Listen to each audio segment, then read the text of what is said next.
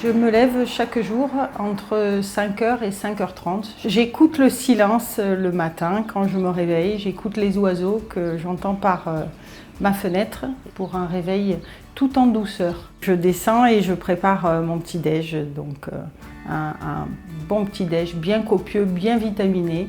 Des oranges du jardin avec du pain, du beurre, du miel, de la confiture parfois. Chaque matin, je prends du temps pour moi, un moment très précieux avant de débuter la journée. J'écoute des podcasts, j'écoute des émissions sur YouTube et je lis.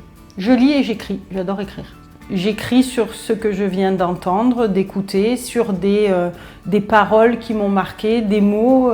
Parfois le matin je médite, parfois je fais du yoga, la salutation au soleil, des rituels pour le réveil musculaire. Une fois que j'ai terminé de me préparer, je pars au bureau à pied. C'est un sas en fait entre ma vie personnelle et ma vie professionnelle. Donc souvent j'écoute de la musique. J'arrive à 7h30, 8h au bureau.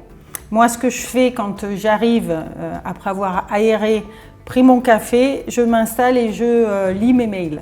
Et puis je me suis réservé du temps quand j'arrive pour toutes les tâches compliquées qui demandent de la concentration. Si je suis là en premier, ce qui est souvent le cas, et si j'arrive après, bien évidemment, je passe saluer dans tous les bureaux tous les collaborateurs.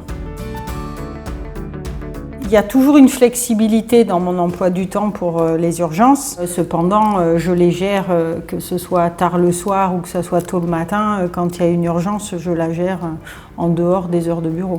J'ai une équipe très qualifiée, des collaborateurs qui sont là depuis de nombreuses années, qui sont accompagnés d'autres plus juniors. Ils savent l'importance d'un service de qualité, de la réactivité, c'est une de nos marques de fabrique. Je crois vraiment à l'esprit d'équipe et au grandir ensemble.